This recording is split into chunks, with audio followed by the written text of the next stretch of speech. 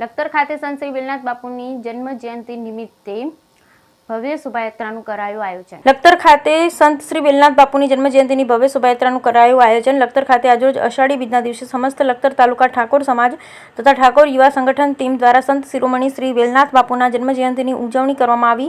સાથે સંત શિરોમણી શ્રી વેલનાથ બાપુની જન્મ જયંતિ મહોત્સવ નિમિત્તે લખતર શહેરમાં ભવ્ય શોભાયાત્રાનું આયોજન કરવામાં આવ્યું હતું.